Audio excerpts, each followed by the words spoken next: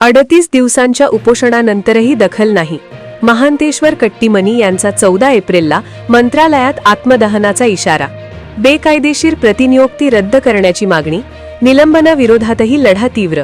तालुक्यातील शिक्षकांच्या कथित बेकायदेशीर प्रतिनियुक्ती प्रकरणाला आता नाट्यमय वळण लागले असून मागासवर्गीय शिक्षक संघटनेचे तालुका अध्यक्ष महांतेश्वर कट्टीमनी यांनी थेट आत्मदहनाचा इशारा दिला आहे. फेब्रुवारी 23, 2025 पासून मी या ठिकाणी उपोषणाला बसलो होतो. त्याचं कारण होतं विभागीय आयुक्तांचा अधिकार वापरून अक्कलकोटचे प्रभारी गट शिक्षणाधिकारी यांनी एपी शिक्षकांचे प्रतिनियुक्त केले होते. ते कधी 2024ला सप्टेंबरमध्ये. ते शिक्षकांना त्रासदायक ठरला, त्यामुळे शिक्षकांनी माझ्याकडे आले. मग मी माझ्या संघटनेचे लेटर पॅडवर तक्रार दाखल केलो. त्या तक्रारीचा चौकशी केले तर आपले सदस्य समिती नेमून चौकशी केले. त्यामध्ये त्यांनी दोष काढले आहे. मग त्या समितीचा अहवाल 16 जानेवारी 2025ला मान्य मुख्य कार्यकारी अधिकाऱ्यांना सोपवण्यात आले. तेव्हापासून जे फाईल आहे त्यांच्याकडे तिथंच राहिलं आहे. त्यांनी काय बाहेर सोडायला तयार नाहीत फाईल. मग त्यानंतर मी अनेक वेळा आंदोलन केलो, सगळं केलो, काही लक्ष द्यायलाच तयार नाही. आता मी 23 फेब्रुवारीपासून इथं उपोषण बसलो. आज 40 दिवस झालं.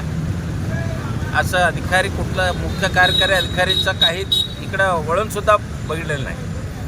एवढं मागासवर्गीय आहे म्हणून तुम्ही असं करत आहात का? इथं काय जिल्हा परिषदेमध्ये हे चालू आहे का? असं जातीभेद चालू आहे का? ही एक मोठा प्रश्न निर्माण झालेला आहे. एक पत्रव्यवहार नाही मुख्य कार्यकारी अधिकाऱ्यांचा, त्यांना पत्र देऊन मी उपोषण बसलो आहे. आणि शिक्षण अधिकारी तर कायच विचारू नका. रात्री 7:30 वाजता माणूस येतं इथं पत्र घेऊन उपोषणाला बसू नका, आम्ही ते निर्णय होईल तेव्हा देऊ, ते तुमचा निर्णय झालेले प्रत. रात्री 7:30 वाजता ही असला दिवसभर वेळ भेटत नाही यांना.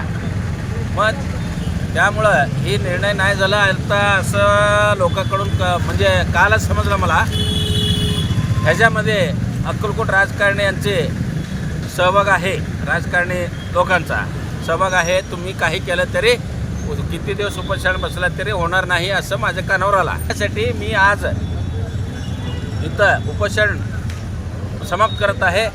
14 एप्रिल रोजी डॉक्टर बाबासाहेब आंबेडकर जयंती दिवशी मंत्रालयासमोर मी आत्मदहन करण्याचं ठरवलेलं आहे. त्याला सर्व कारणीभूत मुख्य कार्यकारी अधिकारी शिक्षण अधिकारी राहील.